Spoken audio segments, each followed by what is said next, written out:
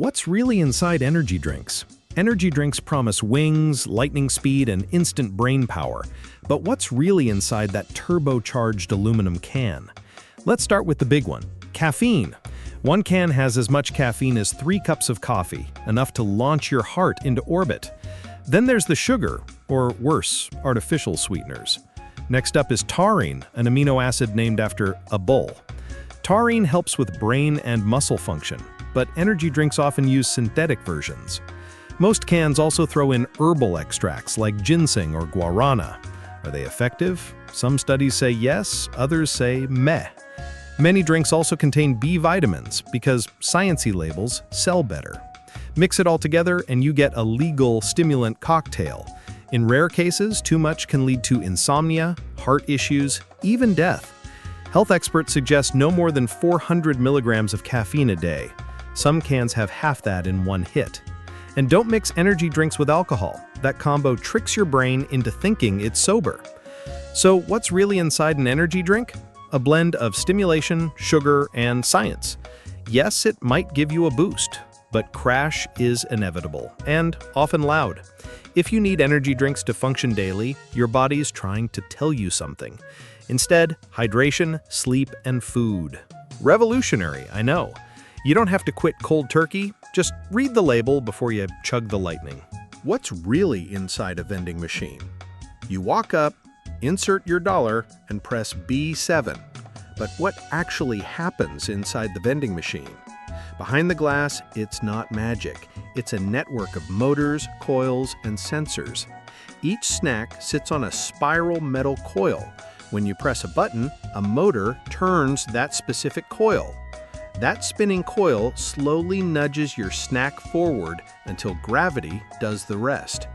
If it drops cleanly, an infrared sensor below checks if the item fell. If not, some machines try again, but sometimes it doesn't fall. And that's when you start shaking the whole machine.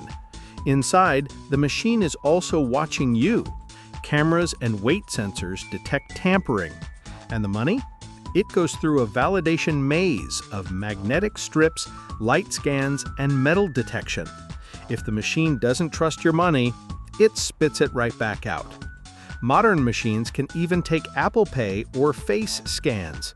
Yes, your snack now has facial recognition. But what about restocking?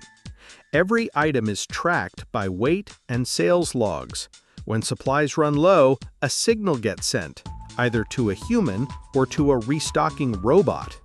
Some vending machines have secret second compartments, like for refrigerated drinks or even ice cream. Others are climate-controlled for sushi, electronics, or even socks. Yes, sock vending machines are real. The oldest vending machines date back to ancient Greece. They sold holy water. Today, vending machines are full-on data collectors. They know what you like, when you buy it, and even your mood. Some even have AI that suggests your next snack. Would you like a soda with those cookies? So the next time you press B7, remember it's not just a snack delivery. It's a little robot economy with sensors, algorithms, and ancient ancestry, all just to get you a little stale bag of chips. What's really inside a fire hydrant?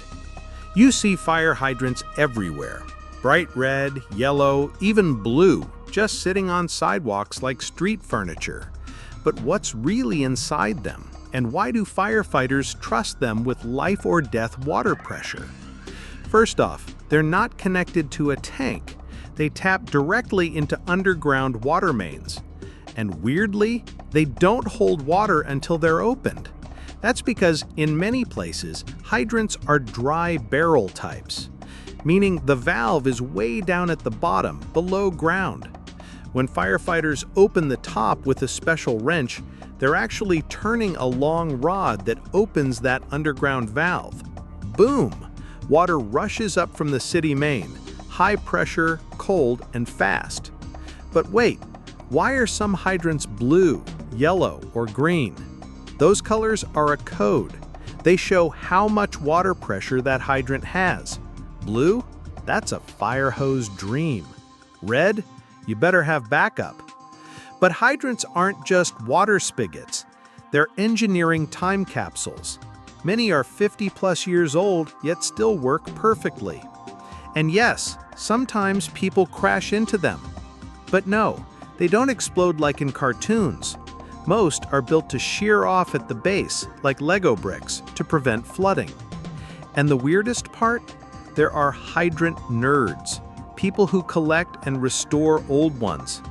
So next time you walk past a hydrant, remember, it's not just street clutter. It's an underground machine, waiting patiently to save lives. That's what's really inside a fire hydrant. What's really inside your vape? Ever wondered what's really inside your vape pen? Not the flavor on the label, what's actually hitting your lungs? First up, nicotine. But not just any nicotine. This stuff is purified, potent, and hits faster than a cigarette. Next, propylene glycol and vegetable glycerin. Sounds harmless? That's also what they use in fog machines and antifreeze. Flavorings? Thousands of them. Cotton candy, mango blast, or, unicorn milk? Nobody knows what's really in that. But here's the twist. When heated, those flavors can break down into toxic compounds like formaldehyde. Studies found trace metals like nickel, lead, and chromium in the vapor, thanks to the metal coil inside your device. Then there's diacetyl, linked to popcorn lung. It's been found in some flavored vapes. No popcorn, just damage. And remember, your vape is unregulated. What's on the label might not match what's inside. Even worse, black market vapes can contain oils, vitamin E acetate, or random stuff that doesn't belong in lungs. Your vape is basically a chemical fog machine that goes straight into your lungs daily. Yes, it might be safer than smoking, but safer than jumping off a cliff doesn't mean safe.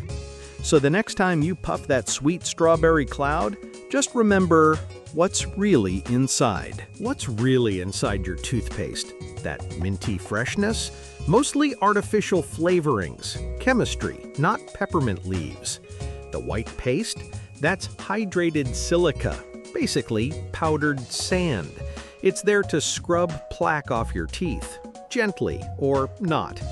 The foamy part? That's sodium lauryl sulfate, a detergent. Yep, the same stuff used in shampoo and car wash soap. It makes toothpaste foam, so you feel like it's working. Then there's fluoride, a powerful cavity fighter, yes. But too much of it? That's dental fluorosis. So don't swallow, seriously. Next up, glycerin. It keeps toothpaste smooth and moist, but it may also coat your teeth, blocking natural remineralization. Sweet taste? That's saccharin or sorbitol, non-sugar sweeteners, so bacteria won't party on your teeth. Dyes? Just to make it look fun. But some dyes, like Blue No. 1, have been linked to allergies and hyperactivity. Titanium dioxide? That's what makes toothpaste so white. It's also used in paint, sunscreen, and donuts. So what's really inside your toothpaste? A chemical cocktail with a minty smile and a warning label. What's really inside a hot dog? Let's face it, hot dogs are delicious, nostalgic, and vaguely mysterious. What actually goes inside that squishy tube of meat? Well, the short answer is meat. The longer answer? All the meat. Hot dogs are often made from mechanically separated meat. That means leftover scraps are blasted off bones with high-pressure machines. It's like a meat smoothie, spun into paste and piped into long tubes. You'll usually find pork and beef, but also chicken, turkey, or whatever's cheap and available. Then come the binders, like corn syrup and modified starch, to make it all stick. To keep it pink and shelf-stable, factories add curing agents like sodium nitrite. And yes, there's often MSG, salt, sugar, and natural flavors, which are anything but natural. Ever heard of meat batter? That's the technical term for the pink paste before it's cooked. Once stuffed into synthetic casings, the hot dogs are cooked, smoked, and sometimes dyed for color. Then the casings peeled off and they're vacuum-packed for your summer barbecue. Don't worry, in the US, it's all inspected by the USDA. Every batch must meet legal meat definitions. Still, meat is defined loosely. Lips and lymph nodes, technically allowed. That's why vegetarian hot dogs exist. Just tofu, spices, and a dream. But if you love the real thing, don't panic. Most modern brands have cleaned up their act. Look for all beef, no nitrite, or organic labels if you're squeamish. Or just eat it and don't think too hard. In the end, what's inside a hot dog? History, culture, science, and probably a little mystery meat. Still hungry?